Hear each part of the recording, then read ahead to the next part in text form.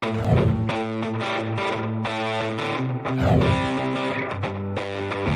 listening to the Cantina Cast, your home for thought-provoking Star Wars talk. Join Albert and Jonesy in breaking down the latest news, trailers, movies, and of course, your favorite characters from a galaxy far, far away.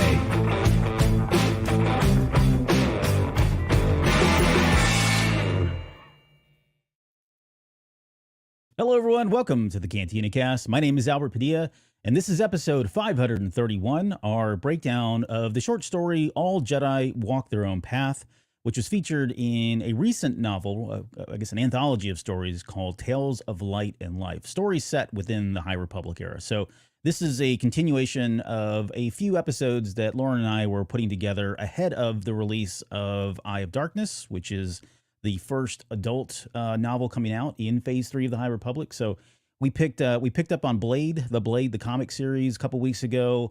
There was some significance to the Eye of Darkness, and same thing with this one. I think we've already kind of, by now it's already been spoiled, but this is kind of the background, not only on the fate of Burryaga, but more importantly, I think the more exposition and more story on Loden Greatstorm and Bel Zettifar, two characters that, honestly, if they just continue to keep writing about them, no one's going to file a complaint. So we just love those guys so much.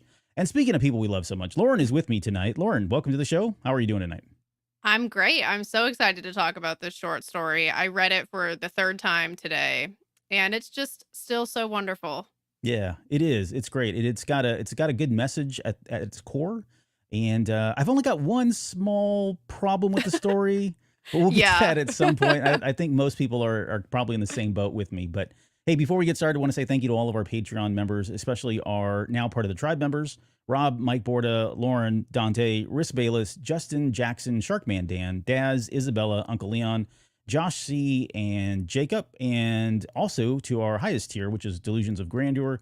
That is Rod, CJ, Alex, Steve C, and Daz. Thank you guys so much. If you're interested in Patreon, you can head out to cantinacast.com/Patreon and sign up for as little as $2 and get all the backlog of catalog stuff that we've done over the years. There's all kinds of good stuff. And some of that stuff is, I wouldn't say timeless, but it's certainly things you can pick up at any point and listen to, even if, we're several years ahead now at this point. Also want to say thank you to all of our folks that are with us live tonight. If you guys are interested, please head out to cantinacast.com/YouTube. You can subscribe to our channel, like it, be notified anytime we go live for these shows or anything else that we're doing, including Jedi Novel Archive, which is Lauren's baby. And Lauren, what do you have that's just been released, and what are you working on here in the future? So what's just been released, I have my Eye of Darkness full review now that book is out. So I give all of my thoughts, spoilers, talk about it in a little bit more detail than I was able to with the sneak peek. So that one just came out. And coming up, I'm going to be covering Shadows of Starlight at some point. I definitely need to get on that because that's a must read as well. Yeah. And that is the comic series. We're on, I think, 2 issues in now. And does a pretty good job of filling in the blanks. Like, it almost feels like it's more than essential. It almost feels like it's required reading in some ways. Would you agree? Oh, definitely. Like, I made this joke in my video that I was complaining when I was reading Eye of Darkness because certain questions weren't answered. And then you were like, you need to read the comic. And then once I did, I was like, okay, I need to stop complaining and follow the reading order. So yeah, she's like, why is this? I don't understand what's going on with it. And I'm like, just read the comic book. She's like, oh, yes, this all makes sense now. So it is kind of required. Otherwise, I mean, I guess you can still read Eye of Darkness and still be fine, but you just know there's something missing. And that's where this comic and some of the stories that we're talking about kind of fill in those blanks for you. Yeah, because I was getting kind of annoyed, and then I realized I had no right to be because I hadn't read what I was supposed to read. So that's why you pretty much just have to read it. Yeah, and I think it really depends, too, on how vested you are in all of the characters and all the subplots and storylines, right? If you're really following everything and you've got FOMO, you almost have to read this. That's why I think it's required reading. But if you're just one of the casual readers that's hitting the main stories, even just the adult novels, you probably don't need to because some of those are some deep cuts. And you really don't need all the rest of the context. But for most people that are fans of the High Republic, I would just say this is essential reading. You have to kind of pick up Shadows of Starlight before you get into Eye of Darkness. So Yeah. non-negotiable as far as I'm concerned there. Let's see. Also, so that's Jedi Novel Archive. We've also got here just recently, we did the Andor 1 year later with Goose and I. We did that a couple weeks back. That's been released officially publicly now. And then we also did a Waystation recorded last night with Ed and I, and we kind of talked about the SAG-AFTRA strikes being over. We got into a lot of Life Day and the holiday special that was released in 1978. And I was talking to Lauren before we came on air. I told Ed, hey, it's great because he's never seen it. Like, he's a huge Star Wars fan, but he's never seen the holiday special. And I thought, would that be great to actually get him to watch it, come on the air and do some kind of a live, visceral reaction kind of show. And I come to find out Lauren's only seen bits and pieces of it as well. So I'm Yeah. almost thinking this is going to be, we may have to three-head this thing and tackle it from that angle, because I am just fascinated to understand and see what you guys take from that, how it sits with you guys, and Yeah. some of the questions that I know you're going to be scratching your head on. But what do you know about the, not to put you on the spot, but what do you know about the holiday special? Because I know you said it's just bits and pieces. Yeah, I mean, the bits and pieces that I watched, I was like, "Oh god, I don't know if I can watch all this." That's why I've only seen bits and pieces. Yeah, it's just, I mean, I think bonkers is the word. It's just a lot of randomness that doesn't seem like it was very planned out. But I haven't even seen the whole thing. So if I see the whole thing, I'm sure I would feel that way even more. But yeah, I feel Yes. like a reaction would be so fun, especially because I tend to be a little dramatic. So if you want to see me react to something ridiculous, then I think that would be a good thing. Yeah. Well, this is ridiculous with a capital R, so this is going to be great. We'll have to figure out when we can slot all of us in for that showing. So, all right. Let's see. Before we get started, what else do I got here? Yeah, and then on top of that, so we've got those coming out here, and then Laura and I are going to be back to do Eye of Darkness, and so we'll take that to probably another level, another degree. More than what she did on Jedi Novel Archive. So this is probably not for the faint of heart. We're going to really get into a lot of the, almost on a, I wouldn't say chapter by chapter, but we're certainly going to chunk it up into certain chapters and really do a kind of a book discussion, if you will, similar to what we did during phase one, if you remember those shows as well. So looking forward to that. We haven't planned that out, but I'm expecting that sometime here, probably starting sometime next month, I would say. We want to give people enough time to actually read the book. That way you guys can interact and join us for those breakdowns. All right, I think that's, yeah, I think that's all. Let's get into our main topic, which is Tales of Light and Life. Now, this was, again, it's an anthology. It was a collection of a total of 9 stories if you bought the retail version. I joked when it was announced that I was going to pick up the Barnes & Noble because they did this, right? This is my FOMO kicking in because it has one extra story, which is right here. That extra story is by Lydia King. Is it Lydia King? I believe it's Alyssa No, it's Alyssa Wong. Wong. Yeah. Sorry. Yep. Alyssa Wong, and I've not read her story yet. I don't even know where it's set, to be honest. I just haven't got around to it. But which version did you pick up? Did you pick up this version as well? I just have the normal version, but I have had a couple people tell me that the Barnes & Noble version with the Alyssa Wong story is really good. So I do feel a little bit of the FOMO like you were talking about, because I've had a couple people ask me if I've read it because it's good. And I keep being like, okay, I need to just bite the bullet and get the Barnes & Noble edition, even though I haven't. I've been dragging my feet on it because I didn't like the concept. I know. It's such a dirty burn. Like, I just wish they would release all of them, on one. But they got my money, and you get a different cover for what that's worth as well. So maybe it's worth it. But in total, again, 10 stories if you buy the Barnes & Noble edition. I think Alyssa Wong's is right before the beginning of phase 3 is what I read or heard. I don't know. That may not be true. But Zoraida Cordova's on this, Tessa Gratton, Claudia Gray, Justina Ireland.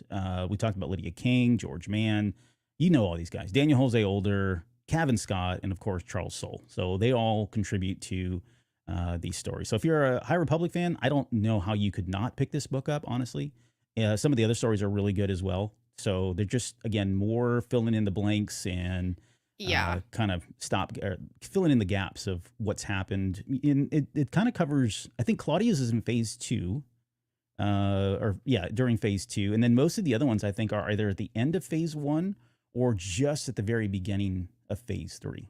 So have you had a chance to read any other ones? Yeah, and I really feel like it is. I mean, again, it's another must read because I feel like the blanks that it's filling in I do feel like this is different than like, oh, it's filling in the blanks in a fun way. This is filling in the blanks in a way that like I feel like if I didn't read these stories, I would be like, are they ever going to explain such and such? Because I would really like an explanation for that. Like, it's actually filling in the blanks with what I feel like is crucial information. And then also in addition to filling in the blanks, just really great stories too. So I like how it's kind of serving both of those purposes. But yeah, I loved the Ram Jamaram story as well because he's such a fun character. Oh So yeah, yeah. that was another one that stood out to me. But I mean, yeah, there's a lot of really great stuff in there. Yeah, there really is. And in this particular story that we're going to cover, it feels like it is one of the ones that's kind of essential. Like it's almost required reading. Again, I think George Mann does a good job of kind of giving you the really elevator pitch 30-second version of what happened. But this really gets into a lot more than just how did Burryaga survive, where was he, that kind of thing. We get a little bit more, again, like I said, in kind of our lead off here, is you get more on the background of that master and apprentice relationship between Loden Greatstorm and Bell, which is, I mean, it's just gold, right? I mean, we love reading about those characters, and you just learn so much about how incredible that person was. It all makes it hurt even more knowing the way he died. At But least we got some more Loden content. It gives me less grounds to complain about them taking him away too soon. yeah, exactly right. No, that's very true. So we're gonna do our kind of. I mean, I know I've already spoiled a couple things, but we're well past the idea or the, I guess, the surprise that Burryaga's lived. I mean, they hinted about it for almost a year in interviews and panels, and now this was, it's already been leaked everywhere. But without getting into too much of the details of the story, should anyone be listening to this or watching this video and wanting to, read it themselves, I guess what were your initial kind of non-spoiler thoughts about it? Non-spoiler thoughts. Like you said, that master and apprentice relationship, I loved seeing their dynamic together. Also seeing how they were so close in the past, but even as we go into Eye of Darkness and even in this story too, when we go to like the present day, you're seeing Loden's influence on Bell throughout the whole rest of his life. Like you can just see his presence when you get this little background of what their relationship was like. And so I would say that was a really key thing that stood out to me in this, in addition to learning the fate of Burryaga, of course. And yeah, I mean, I liked how that, that past and present story, not only are we seeing Loden's influence on Bell, but we're seeing Bell grow as a Jedi too. Yeah. Yeah, that's exactly it. It's so weird too, as you read this story, and then certainly by the time you get to Eye of Darkness, it's crazy to think where Bell was during phase one and where he is now in phase three. I mean, I know some time has passed, but it almost feels like he's aged like 20 years, probably because of everything that's happened. But part of that is to kind of move the story along. But I do credit the wisdom and the experiences that he shared, that was passed on to him from Loden Greatstorm. And this is a good example of one because at the heart of this is really a story about, hey, you can make change happen, by small bits at a time. It doesn't have to be sweeping changes. It doesn't have to be these really great monumental things that are done in order for negotiations to happen or, peace treaties to come about. That it's really starts, you can actually make change happen at a grassroots level. And this lesson that he learns in the past, the ability for him to apply that to the future is specifically in looking for Burryaga, really, it works really well. So I credit Charles Soule for kind of bringing us a tale that has really not a whole lot to do with, the Force or the Jedi really in general. It's just about the relationships. It's about being kind and doing good work for people and earning the respect and, the favor of folks, knowing that you can level set with them, right? That you're just like them. You're just a normal person, even though you may wear the Jedi moniker and you might carry a lightsaber and you might have the ability of the Force or whatever it is. At the end of the day, that humanity piece that's there, that's kind of quintessential to the story. I think he does a really good job of kind of showing us two examples of that and the effects that has in accomplishing, certain goals. Well, and the thing is too is that theme of focusing on, whatever you have within your power, that's what makes Loden and Bell both better Jedi. It's not Mm, doing any crazy thing, any crazy accomplishment. They are the best Jedi that they can be because they focus on this concept. yeah, good point. So, but yeah, and then as far as why we'd recommend this, again, for the most part, for Eye of Darkness, I think you get enough of Bell, I think, in Eye of Darkness, so that you get enough of Bell in the sense that there's so much story with him that I don't know this is as important, again, outside of just the flashbacks and seeing that relationship like we've talked about. But really, this kind of fills in the blanks of just what Bell has to go through in order to find Burryaga, the boundless hope that he has, and feeling like he made a mistake and that he failed with Loden Greatstorm by not going out and looking for him, and then having that second chance to not repeat that same failure, to dedicate himself to seeing this through, whatever the fate may be, right? Whether dead or alive, he doesn't want to leave. He doesn't want to abandon Burryaga. And we got as much at the very end of the Fallen Star, right? We kind of got the sense that was really what he was going to do, and everybody was kind of looking at him kind of crazy, like there's really no way that he could have survived. But it's just that enduring hope that's at the core of him in the storyline that we kind of get, and that fills in the blanks for Eye of Darkness. Anything else that you want to add to that as far as why we'd recommend the story ahead of Eye of Darkness? Well, that hope is really what drives Belle, and I think getting to see examples of that, I think it just leads to like a deeper understanding of this character as a whole.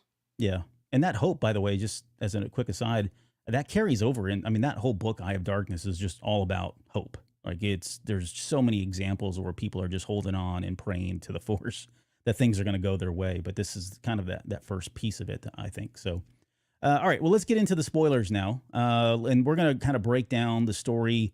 The story is interesting. It's similar to what we did with the Blade series. Charles Soule wrote that, of course, but this is split into two time periods, right? We've got the flashback moments where it's Bell and Loden, and then fast forward where it's just Bell on IRM, and he's looking for Burryaga and going through the paces. And the way the book's written is it kind of goes back and forth a lot between the two. And the way I felt like it would probably be better for us to kind of explain this, at least as a breakdown, is we're going to focus on the past events, and then we'll swing into the present events, and you'll kind of get a feel for why the past was able to impact the present. So we start many years ago, without really a time frame, on this planet called Terriona. And Loden Greatstorm and Bel Zettifar are sitting fireside. They've just been sent to rescue some diplomats on this. There's this particular planet, Terriona, has been at war. Think of like Mandalore, where they've been just eons of war over and over again. And at this point, no one really understands why, right? It's just kind of ingrained in their culture. It's just who they are. And at some point, some diplomats were sent from Coruscant to go try to negotiate some peace treaties, and they were captured. And so they dispatched Loden and Bell to go rescue them. Now, we don't get that story. We pick up right at the very end of that, where they've already rescued the diplomats, the senators. They've sent them back to Coruscant, and Loden and Bell have been called back to Coruscant as well. But Loden decides that their work is not over yet, right? He feels like they still have more work to be done there, and that they can still make a difference in trying to get these folks to not be at war with each other. And it's a really great moment because, when they're sitting fireside and you get from Bell's perspective, he's hearing all this, right? He's hearing Loden tell him that we're going to stick around. And I'll get into that passage here in just one second, but you do get the sense that he knows what's coming. Like when Loden sets his mind to do something, like you better buckle up, like it's going to be a ride. And I think we saw examples of that during phase 1 as well. Yeah, you just got to accept it. Yeah. He's going to do what he's going to do. He's going to do what he's going to do, which leads into the title, right? All Jedi must walk their own path. But just quickly, that passage, this is Loden talking to Bell. He says, "The Jedi Council think we're done here, Bell," Loden said. In a particular tone of voice his Padawan recognized all too well. "But here's the thing. All Jedi walk their own path. The way we help people, the way we interpret the Force and serve the goals of the light, when all is said and done, council or no, we must guide ourselves. So Bell, in my opinion, which is the only one that matters, as you are my student and have to do what I say, I don't think we're done here yet." And at that point, he tosses the only communicator into the fire. And Bell's like, "Oh my God, like we're sticking around. We have no way now to get off this planet. And we're about to go on this kind of journey against the wishes of the Jedi Council." So as you were reading that, I guess kind of your thoughts on, just that perspective of Loden Greatstorm and what that means for them. Well, yeah, his perspective on this of like we're where we need to be and we need to stay here. It reminded me of Yoda in the Yoda comic. I feel like I've been bringing that comic up a lot lately No. because it's just such a great comic, but he does the same thing. He's arguing with the council in that comic about where he feels like he needs to be. They don't get it. And he's like, well, I'm just going to do what I'm going to do. So bye. And he just leaves. And I feel like Loden is kind of doing that same thing here. And I feel like the fact that both of those characters are really able to listen to the force and stick to it and be like, I know that this is where I need to be and I'm not going to be swayed by anybody. I feel like that's another thing that makes them such great Jedi. So I love seeing that example of that when Loden throws the communicator away. Yeah. And same thing.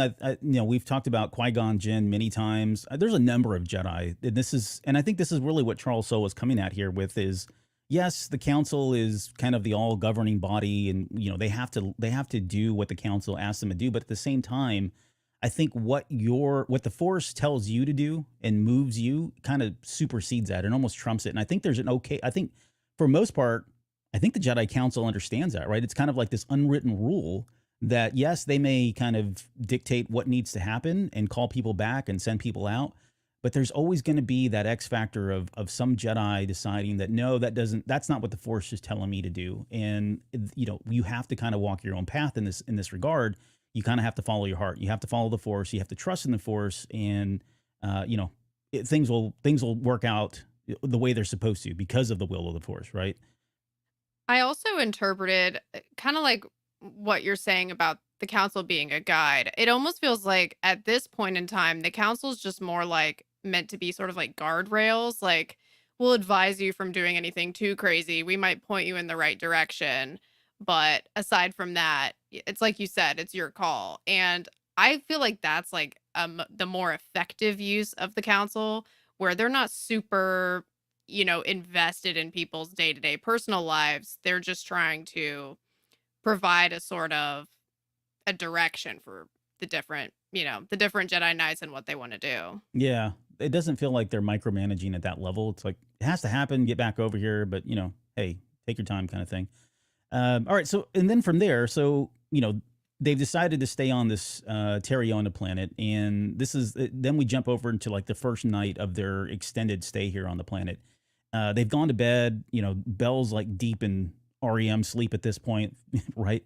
And suddenly he's woken up like in the middle of the night, and he wakes up and Loden Greatstorm is standing outside the tent, and he's got his lightsaber drawn. It's ignited, and suddenly they're getting shot at from all kinds of directions. And he notices Loden's particular stance. It's not one of aggression. It's not one of offense. It's more about defense.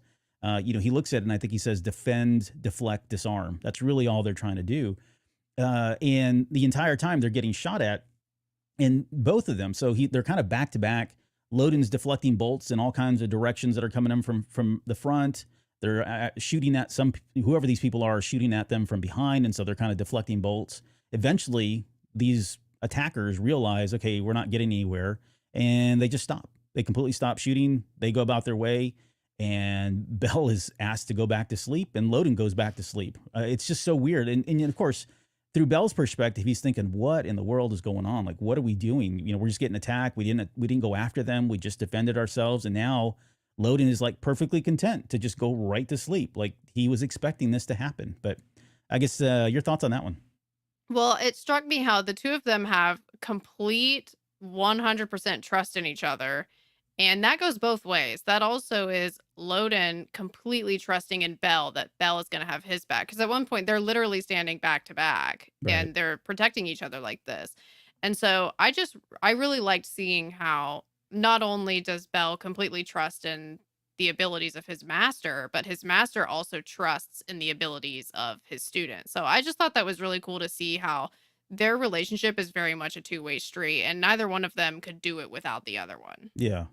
And there's a point there too, right before I guess the fire stops. I forgot to mention Loden actually calls out to the attackers after they deflected a number of bolts. And I think at one point someone chucked a grenade at them and he kind of threw it up into the air and exploded in the air, right? Just this great spectacular kind of feat that he did. But at some point he yells at them and he says, "I get it," Loden said with his voice as calm as if he were strolling the promenade at the Jedi Temple. You don't like us and you want us to leave. We're not going to, and you can't kill us. Try as many times as you like. I'm sure it'll sink in eventually. You'll get used to us. I promise.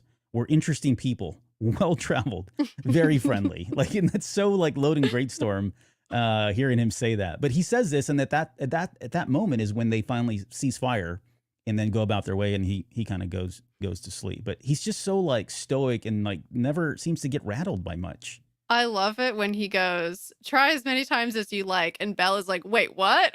Like, Right. please don't encourage them to do that. Yeah. But yeah, it's like he doesn't get worked up about anything. He just views this as part of the process. Right. Which, I'm sure this is not the first time he's done what he's doing here, which we'll get to here in just a little bit. So eventually they kind of make their way, a couple days pass, weeks, I forget now at this point, but they make their way into the main town, which is called Strop's End, which is kind of close to where they're at. They're walking into town. You think about it like a spaghetti Western where suddenly the outsiders come into the town and everybody's giving them the stank eye and, closing the shutters, right? And they're just kind of walking and they eventually make their way over to, I think, one of the taverns. And they get in there, and of course, there's all kinds of people. Everything goes really quiet, and they're staring at these Jedi that are here, unwelcomed, really, at this point. And Loden makes the mistake of going in and is like, "Hey, I'm going to buy a round of drinks for everybody," right? And so, of course, they start doing it. And when he breaks out his Republic credits, I think did you put this in here about the Watto comment, or was that me? I don't No, remember. I think you Okay. you said that, but can't it's remember. very spot on. Yeah, but no good, right? The Watto Republic credits are no good here, and he's thinking, "Oh crap!" And I wonder too, like, this almost feels like it was part of the plan. Like I think it was. yeah, I totally think he was playing them from the start. right. Because he then plays it and like, "Oh my gosh, I didn't think about my Republic credits are no good here. Gee, I guess we're just gonna have to work this off," kind of thing, right? And so, Yeah. he pitches this idea of like, "Hey, we're in town. We're abled. We have great abilities. We want to help you guys do whatever, right? To help kind of pay off the debt that we just racked up by buying everybody a round of drinks." And eventually I think the tavern owners kind of take them up on the offer. They go, and then through the rest of this part of the story, we get wind that they've done a number of different things around in this local community. They fixed the tavern roof at one point. They bought goods from the local general store because they couldn't pay for that. They ended up spending like 2 days unclogging toilets or something. Some Ugh. disgusting. I think Belle says it was 2 disgusting days Yeah. of unclogging toilets. This is good stuff. And then they ended up fixing like a farmer's fence lines at some point so that, he could herd his cattle or whatever it was more easily, maybe not cattle, banthas, whatever they were. And then they just kind of do all kinds of odds and end jobs here and there in exchange for services and or goods. Now, all the while that they're doing this, they are still every night, every day, perpetually getting shot at from all these people that don't want them there, that don't like them there, that see them as outsiders, that are, again, their mentality is shoot first, ask questions later kind of thing because they've been at war for so long. And yet they never offensively go after the people that are shooting them, right? It's still deflect, disarm, disable, or whatever it is, right? They're constantly deflecting the bolts. And eventually people just get kind of tired and burnt out about, shooting them when they can't hurt them. But this is going on. It's constantly going on. So I guess your thoughts on maybe some of the stuff that they were doing there, and then kind of where this is all leading to at some point here. Yeah, well, and like all these random jobs that they're doing, it's like very different from what you would probably imagine a Jedi to be doing typically, but they're pretty much just doing anything that they can to just buy themselves some time to stay. They're not having diplomatic conversations. They're not doing anything except just trying to be part of the community and help where they can. And Loden, through all of this, seems very confident that this is going in a certain direction. And I mean, you kind of get the sense that Belle is kind of like, what, why are we doing this? Like, what, we're just kind of here doing random things. But Loden seems to be completely confident in where this is going.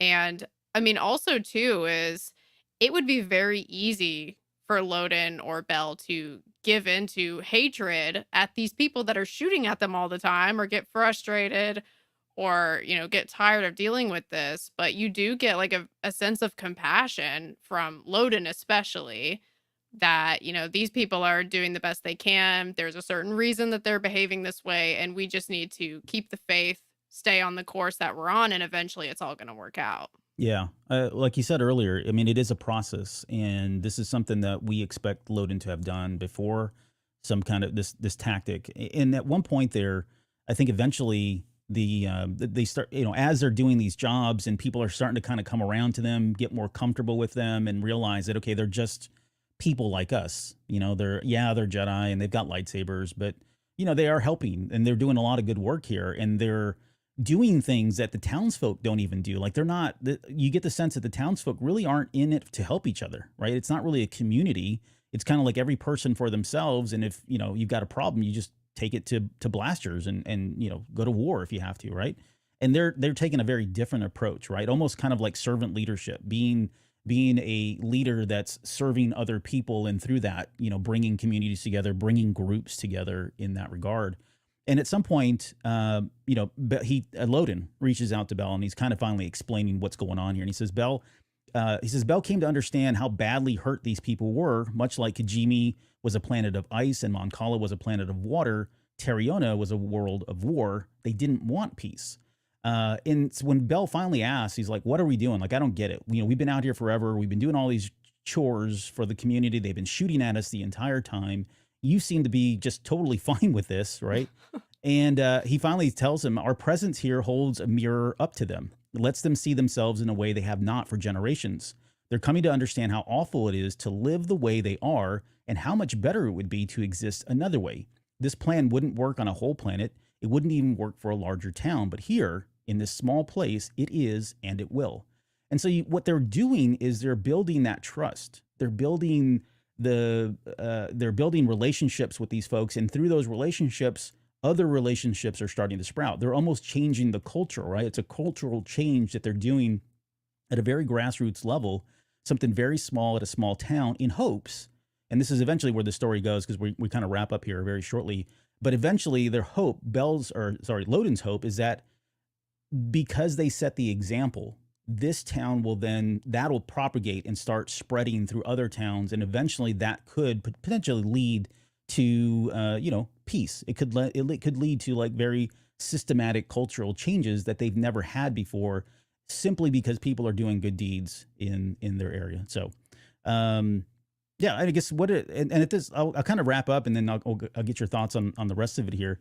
But at some point, or right after that, a number of villagers come to where they're camped out, I think, and they bring gifts to Loden and Bell, freely given, which I thought was weird that they said gifts freely given. Yeah, I did. That did make me pause, but I ultimately felt like it was just a coincidence. But I did notice the same thing. I don't know why they did that. Like, that is a trigger now for us. It is a trigger. But I mean, past members wouldn't like do this. So that was why I was like, I think it's just a coincidence. All I'm right, just gonna let it go. But, Yeah. but they come with gifts freely given to Loden and to Bell, and they basically say that they're going to now go visit other settlements here, talk about how they've been living, explain to them how better things are now that they've had these guys in their lives, and know what good looks like at this point.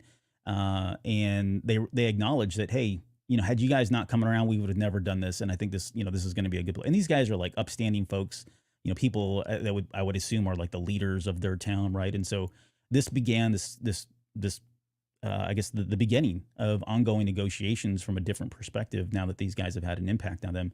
And it's at that point when they walk away that Loden's like, okay, our work is done here. Now we can leave. And then he whips out another communicator that he had in his pocket.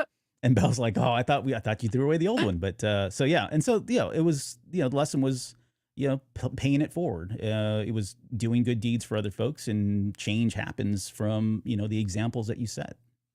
And I love it how, I mean, what Bell learned from this situation, it really is a simple concept. It's not like a sophisticated, highly complicated Jedi only matter. I mean, Right. it is Jedi in the way that this does make them better Jedi, but it's not only a Jedi thing.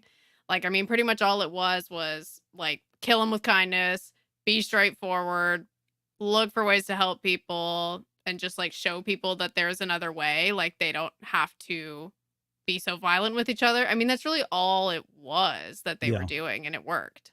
Yeah, that's what I said at the beginning. It's like it's so simple and it is effective. This is real. It's not make believe, right? I think if you could probably cite examples in your own life where, you've led as a good example and people have followed or have looked up to that example that you've set. Hopefully everybody has. I don't know, there may be some creeps out there too, but we hope that that you try to live your Maybe best you'll life. learn something. Maybe you'll learn something. Read this story. Apply it to your everyday lives, you creep. All right, so that ends kind of the story there, I guess, in the past. Now, again, while that's going on, we're kind of jumping back and forth, but this is now where we'll pick up on the future, the present tense. So this is, so we start with Bell. This is on Irem, right after the fall of Starlight Beacon.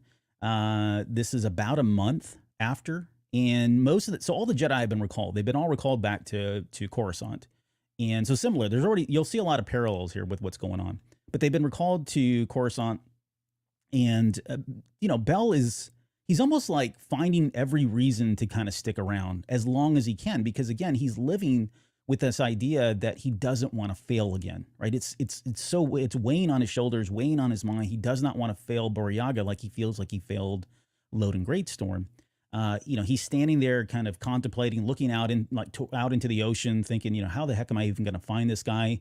Everybody, Porter Ingle, Elzar Mann. I mean, every Jedi has already pretty much told him this is kind of a fool's errand, right? There's no way he survived falling from Starlight Beacon, crashing into the ocean, and fighting Rathtars of all things, right? I mean, it just felt like the odds were completely against him, and yet, there's something in him that feels like I got to see this through, even if everybody else is right, even if he did die, I need to see this through. I either need to find the body or find him alive. That's kind of what he's set himself up to do at this point.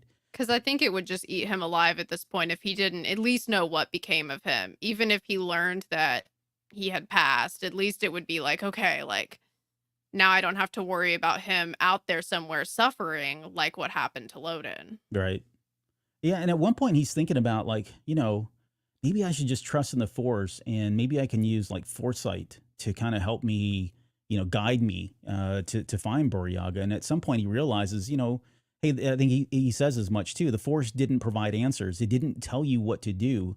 Decisions were made by people. And then he recalls what Loden Greatstorm said to him back in the previous story, which was all Jedi walk their own path.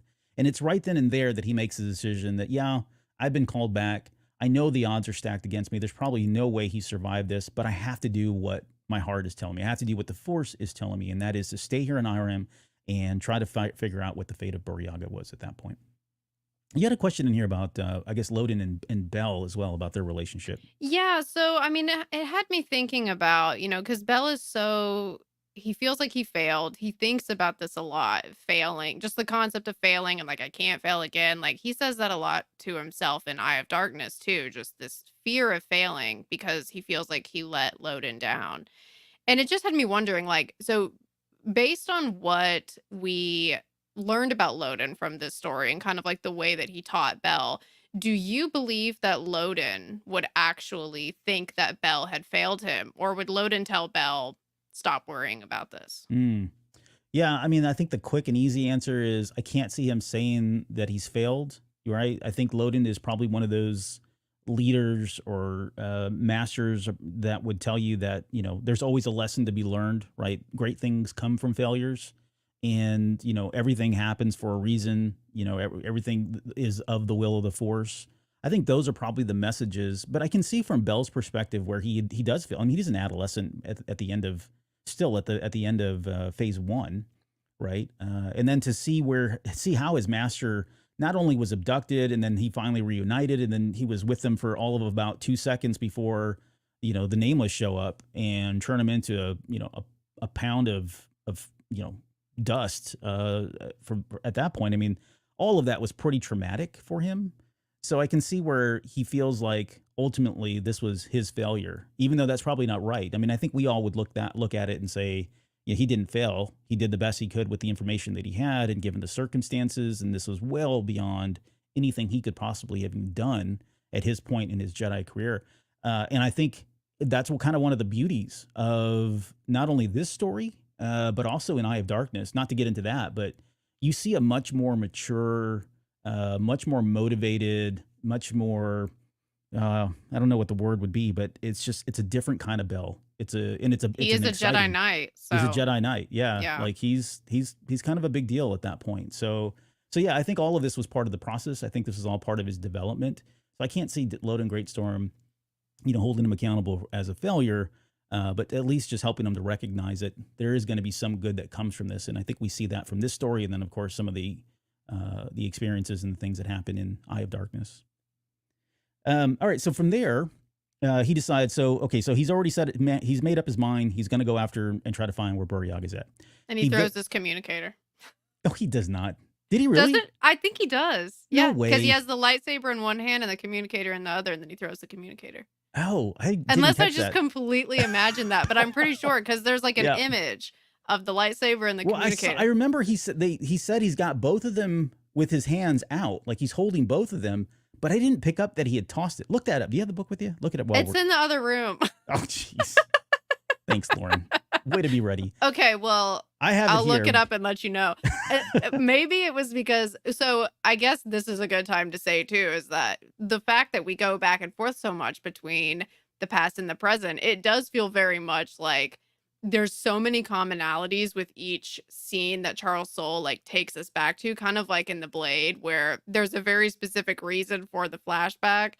And so I think with the communicator, it's a similar thing where he throws the communicator because he remembered that Loden threw his, unless my brain just made that connection. But keep talking. I'm reading. You're reading? No. Yeah, I don't see that, but I don't know. You make a good point though. Like these stories are so closely connected that yeah, I could see that. If he did that, I totally missed it, and I wouldn't put it past him, honestly. Well, even if I'm wrong, it would be awesome if he did throw. That's what I meant. Like, yeah, I can totally see it. I don't know. I'm not going to look this up. We'll have to come back. We'll do a part 2 of the show just for that. All right. So he makes his way to the city of Burryaga, right, which is kind of very close to where he was at. And then he meets up with the city administrator, which is City Administrator Gorta. We never get a first name on this guy, but essentially he's saying, look, hey, your folks did a lot of surveying data after Starlight Beacon fell. I know they reported on all the kind of major impacts of that fall, but there's a lot of footage and a lot of information that was collected that maybe people were overlooking because they weren't necessarily looking for a single person, a single Jedi, can I have access to all of that.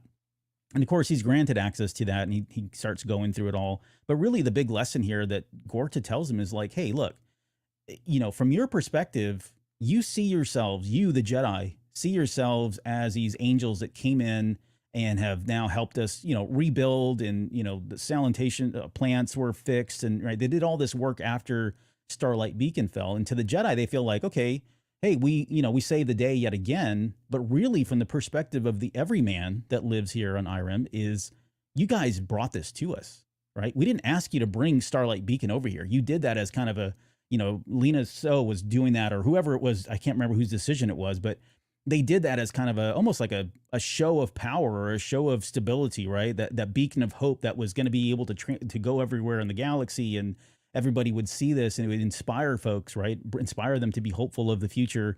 You did all that. You brought the Starlight Beacon to us. It crashed, killed millions of people, all the horrible things that happened as a result of that. And so that's how people see the Jedi. Even though you guys see yourselves as the saviors, we see you all as the problem. You started this. This is your war, and the result was yours. And he tells him, like, just take this from me. Like, if I were you, change your outfit.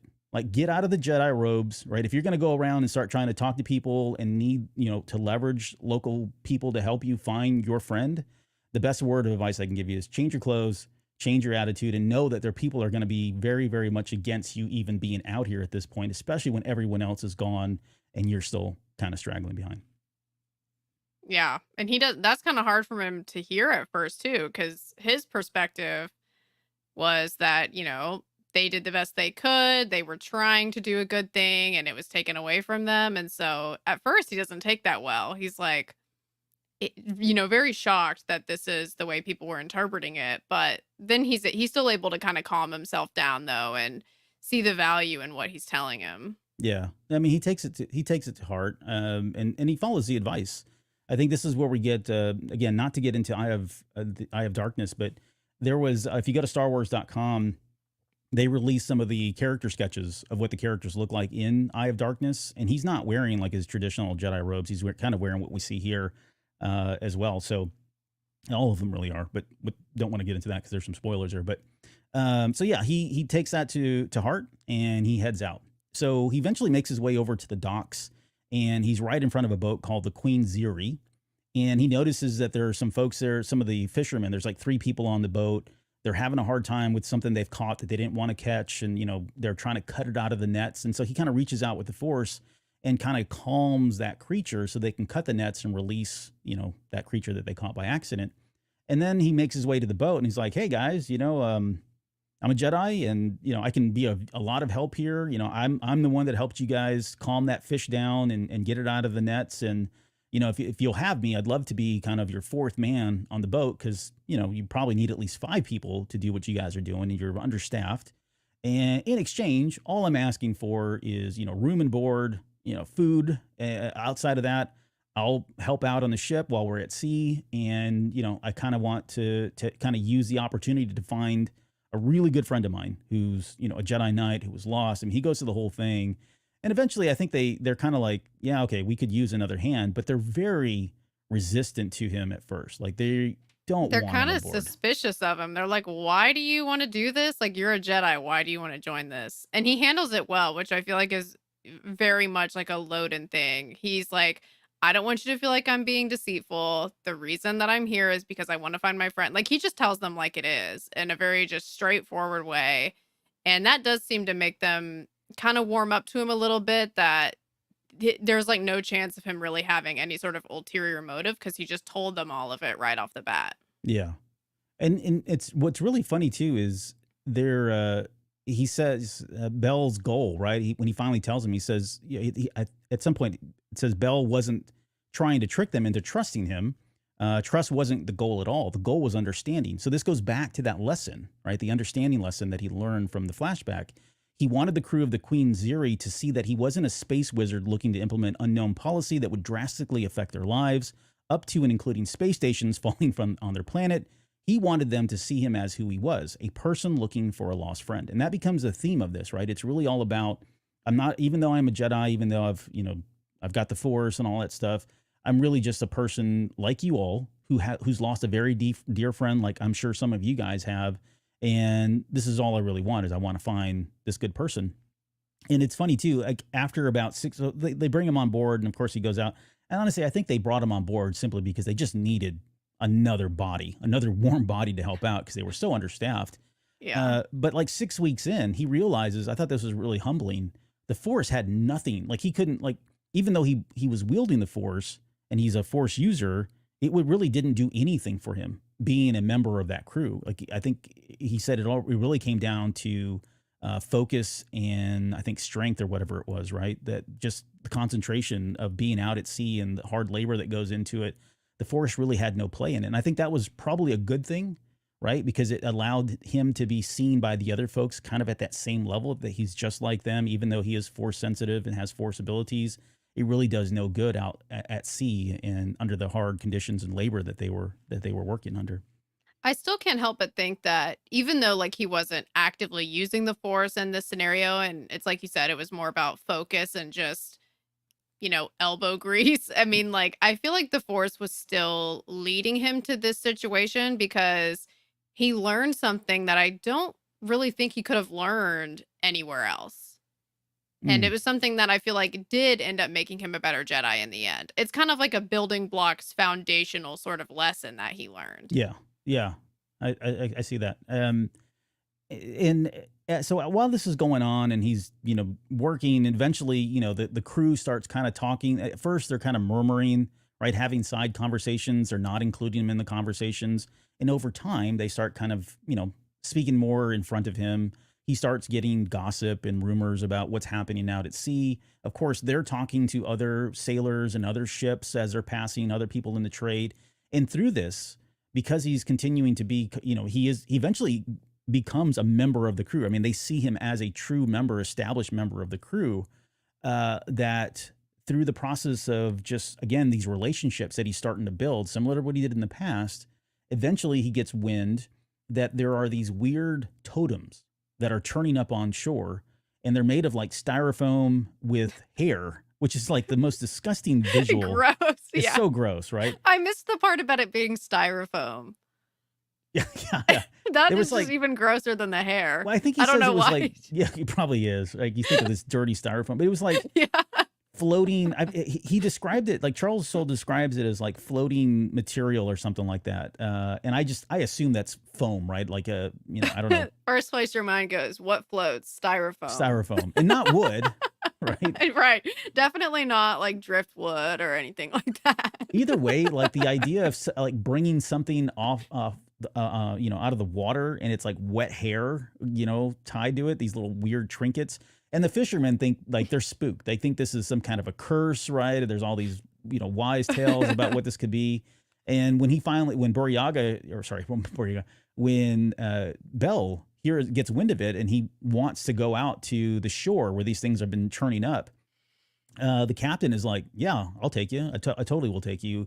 And he even acknowledges then, at least in his own head, that like, had he asked them to do that 6 weeks ago or 2 months ago or however long it's been now that he's been with them, they would have never done that, right? Yeah. Because They it was would have so just far, blown him off. yeah, they would have blown him off. It's so far out of the way, and it's really not any. They don't benefit from this at all.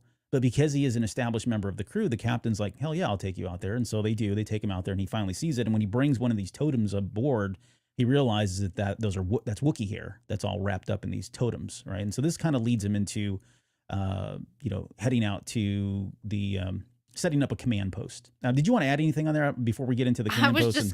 I was just gonna say, would love to know Burryaga's thought process behind making these things.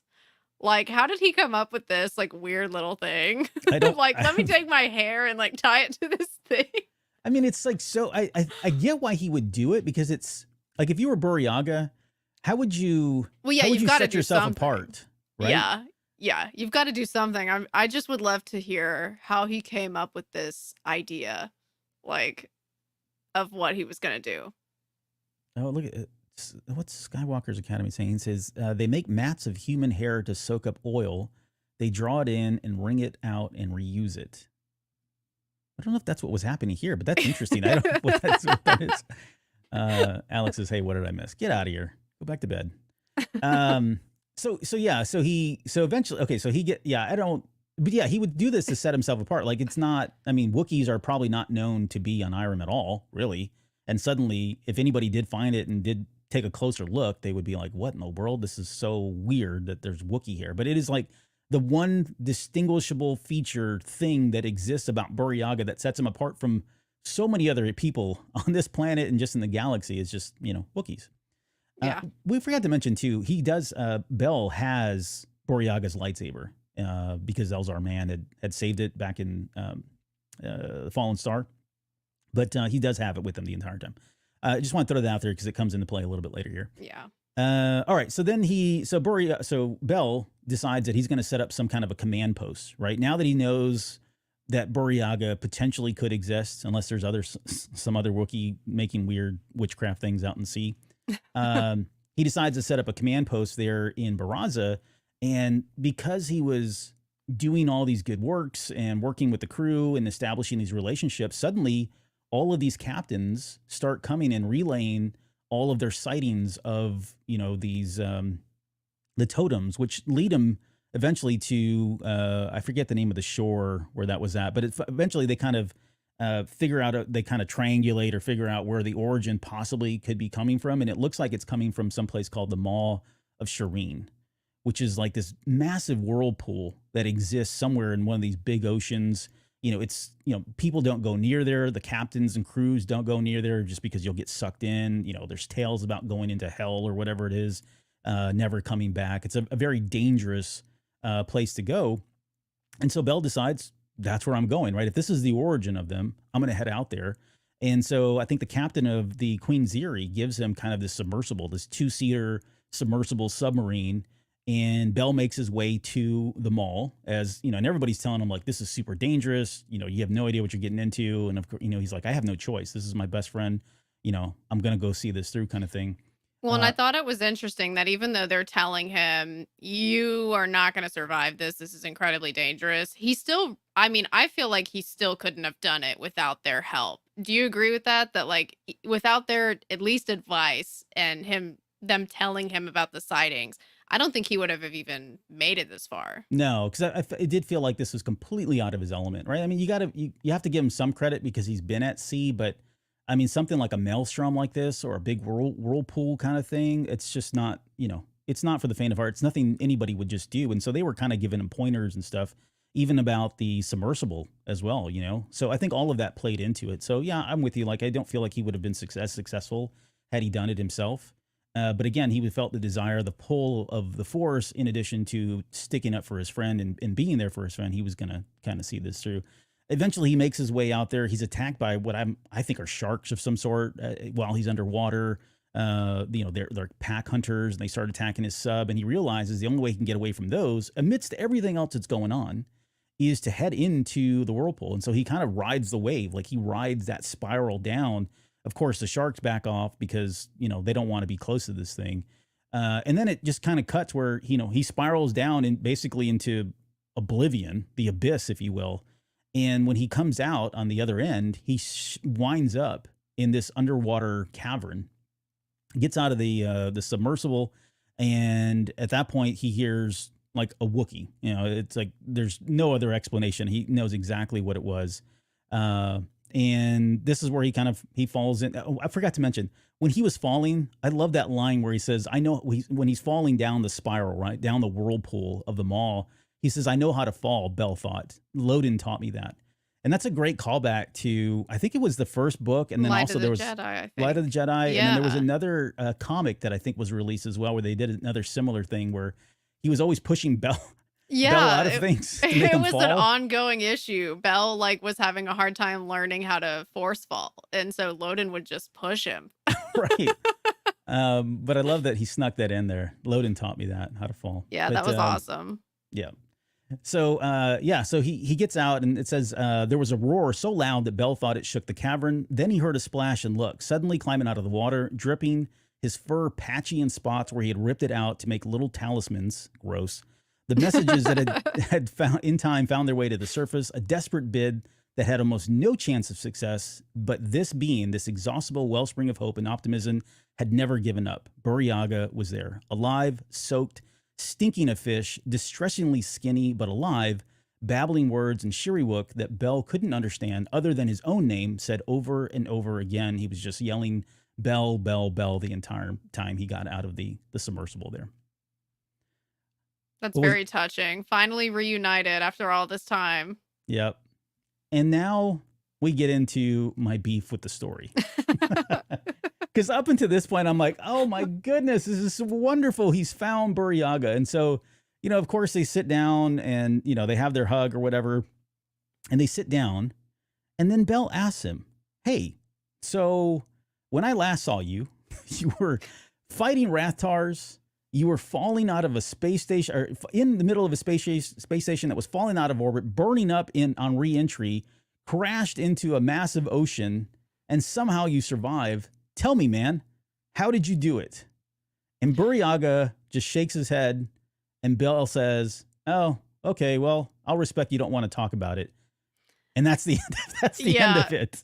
I was going to ask you, do you ever think we'll get that story of Burryaga slaying the Rathtars?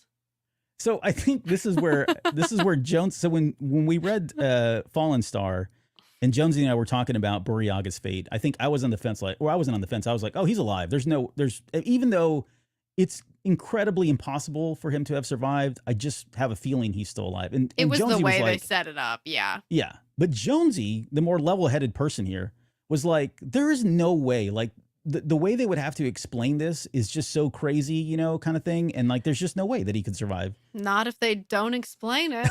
Right. And I think that's where, like, I think Jonesy's, if he's listening to this, he's thinking, yeah, I was right. Because it's so, like, I don't know if we'll ever get that story. It's got to be so cockamamie and so far-fetched. But you almost have to kind of just, suspend disbelief for the sake of the fact that you've got a character in Burryaga who's alive. He's well-loved. He's well-liked. Everybody wanted him back. They hinted as much. had they said that he died, I think people would have been rioting with pitchforks in the streets, right? So I don't know. I just wish we would have gotten some explanation as to why, like the specifics of like, oh, I fought these Rathars and then I found, some kind of a spacesuit and then I used an inflatable to land like Indiana Jones did in Raiders Temple of Doom. I don't know, An something. inflatable. Something. Maybe Yoda showed up at the last second and saved him, like at the end of Midnight Horizon. Oh, maybe. Yeah. Right.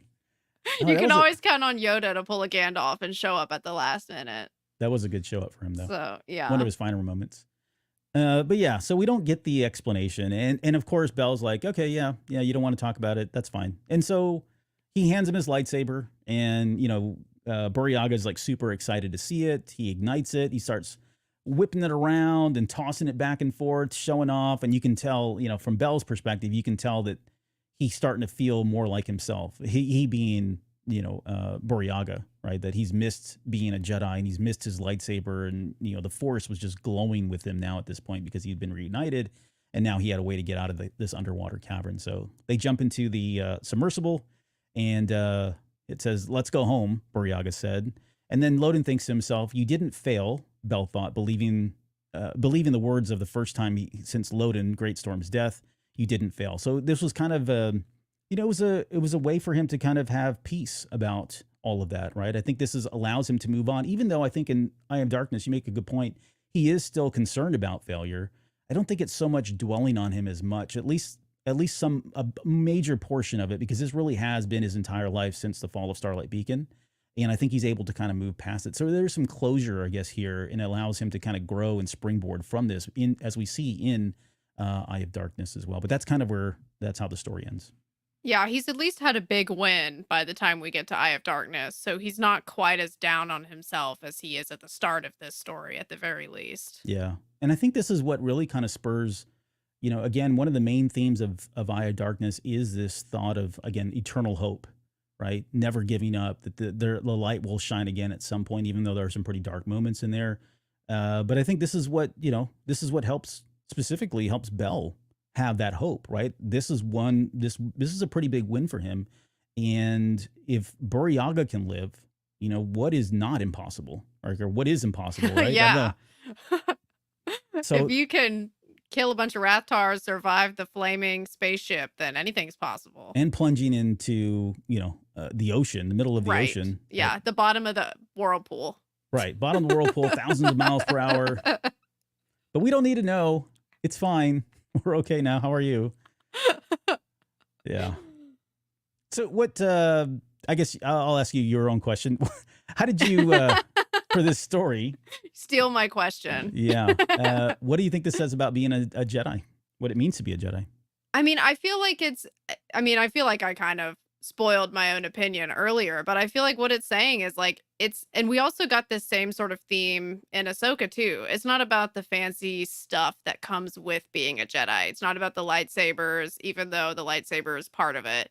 It's not about all the fancy training and fighting and all of that. That's just one aspect of it. What it's really about is helping where you can, doing what you can. You're not going to be able to fix the world. You've just got to focus on your own little corner of it and just make that the best you can. And that's really what makes a truly great Jedi. So I just loved that message that we see of once Loden and Belle are focused on that, that's what makes them the best that they can be. And that's what makes them actually make real lasting impact on other people's lives. Yeah, I would echo all that, co-sign everything. I think there are so many examples in Star Wars. And we see a lot of this in the Clone Wars, honestly, but we've seen it so many times in novels. We've seen it in the movies. But the Jedi are at their best when they're able to connect with people on a human level, right? That is quintessential. And it's nothing exclusive to the Jedi. We see it all the time with, you think about Andor, you think about Rogue One. But just that human connectedness, that living person connectedness is what really, at the end of the day, kind of distinguishes you from being good versus evil. The selfishness versus the selfless kind of aspects that we know. Again, another reoccurring theme that happens in Star Wars. And this is good. This is a good example, right? Loden was a great example of that servant leadership. We see it now passed on to Belle.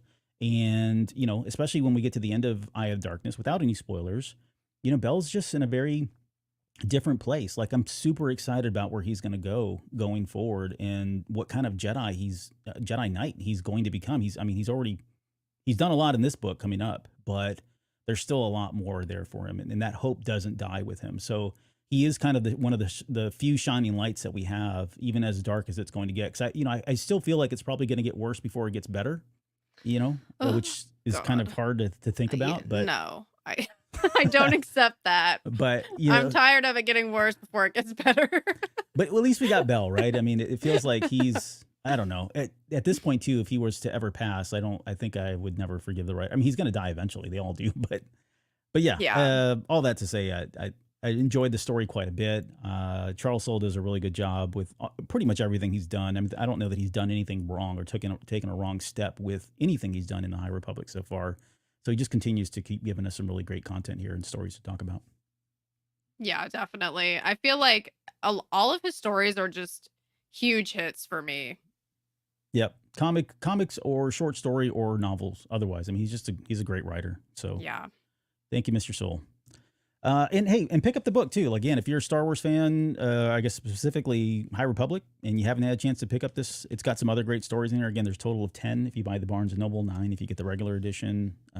We don't get anything from it, but it's definitely worth it. Like I can't see you not purchasing that if you're invested into the High Republic, especially heading into Phase 3, because there's quite a few stories on here that play out and play dividends for Eye of Darkness as well.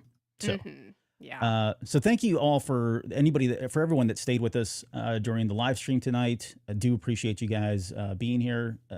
The names real quick: Music Train, Skywalker's Academy, Sky was with us. Alex was in there. Let's see, Robert, thanks for being here. I don't know if that was your first time or not, but thank you for being here. And then Alex jumped in there at the very end. If you guys are interested in checking out all of our YouTube content, live or otherwise, like Jedi Novel Archive, I always mess that up. I do too now that I don't say it as much. It's kind of a tongue twister. I didn't realize that. Yeah, before. Who came up with that name? I know. I don't know who did that. Mm-hmm. But yeah, head out to cantinacast.com/YouTube, like, subscribe. That way, you click the little bell there so you get the notifications anytime we release new content or go live for some of these streams. Again, program reminder. We are going to be off the rest of the week because it's a holiday week for us. But when we come back, we'll be doing Starlight or Shadows of Starlight. And then Lauren and I have quite a few things planned for Eye of Darkness. So this will give you time to read the book. The book's already out. Go pick it up. It's an incredible book. It's an amazing book. You're going to love it, especially if you are a fan of Phase 1. And we'll be back here shortly in a few weeks to kind of break all that down ad nauseum, just the way you like it.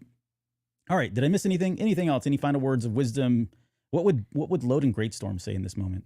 I think Loden Greatstorm would say, you nailed it and it's time to go.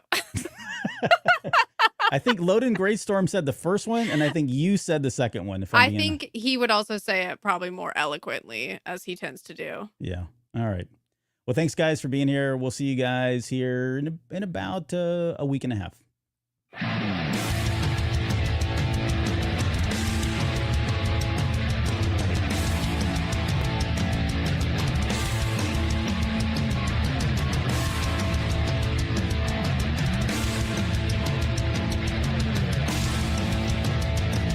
You're still listening? Wow, that's amazing. Well, I'm here to give you the disclaimer. Normally we do a big, long, drawn-out disclaimer thing saying what's what and who's what and all that other stuff, but I think you guys kind of know that Lucasfilm and Disney have no affiliation with us at all, and we have none with them. We talk about Star Wars, which is their property, and all that other good, fun stuff, but I think you can tell which is our stuff and which is their stuff. If you can't, well, then send a lawyer to send an email to me, and I'll be glad to chat with them. Other than that, you know what's what, so that's your disclaimer.